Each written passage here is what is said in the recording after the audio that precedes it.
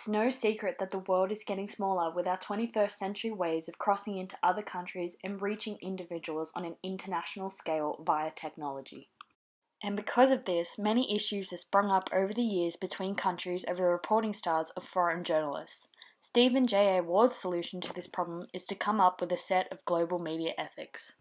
Global ethics creates a zone of intercultural discourse about the aims and norms that should guide human interaction when it crosses borders and cultures, whether the actors are individuals, groups, or states. At least that's what Ward hopes will be realized, but at the moment there are no set agreed upon global media ethics. Ward's framework for global media ethics comes under three subheadings. Under conceptual tasks, Ward calls for new philosophical foundations for a global ethics. Ward's research tasks are aimed towards more research into the state of journalism amid globalization. And lastly, his practical tasks involve the actions to implement and support global standards. Two of the reasons Ward is pushing for global media ethics is that he believes their realization would be 1. Practical. A non-global ethic is no longer able to adequately address the new problems that face global journalism, and 2. Ethical. New global responsibilities come with global impact and reach. But is it possible that global media ethics, which are centered on codes that journalists would uphold to protect those that they report on, could also protect the journalists themselves?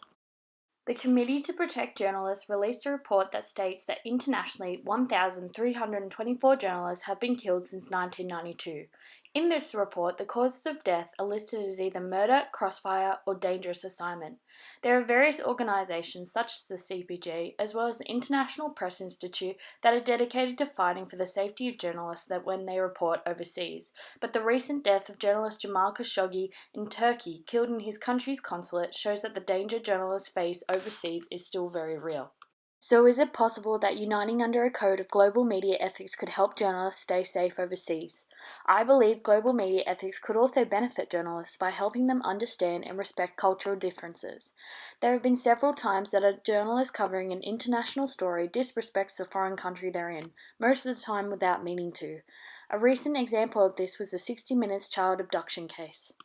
The 60 Minutes story revolved around Sally Faulkner, a mother of two young children who were kept in Lebanon by their father instead of being returned to Australia to live with her without her permission. The 60 Minutes reporter Tara Brown, who was covering the story, as well as 3 other men on her team, decided to attempt what they perceived to be a rescue mission.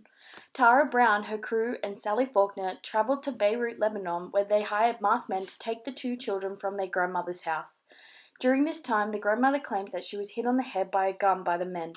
The 2 children were united with Sally Faulkner for a short time before Lebanese police tracked them down. The children were returned to their father, and Faulkner and Tara Brown and her crew were arrested and held in jail for 2 weeks.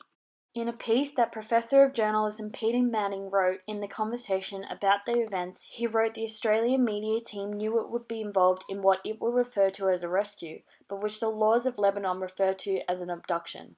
Manning also wrote that whereas previous abduction stories have been shot in Australia using the backup of Australian law, this one involved the laws of another country, both favouring different parties. In such a situation, it is hardly up to the media to decide who is right and who is wrong. He also pointed out that although Sally Faulkner was granted custody of her children in Australia, in Lebanon usually it is the father who is given this right.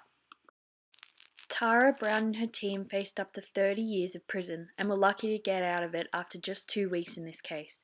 But it begs the question, do journalists who do the wrong thing, either intentionally or unintentionally, in another country deserve to face the consequences of that country's rules? Either way, I believe that a set of global media ethics could help inform journalists of their responsibilities in foreign countries, which could ultimately avoid any more journalist deaths or arrests. Ward writes that global media ethics is a transnational discourse that creates space for the proposal of ethical norms for responsible global journalism. If Tara Brown and her crew had had a black and white set of rules in their reporting on the case, maybe it would have turned out differently.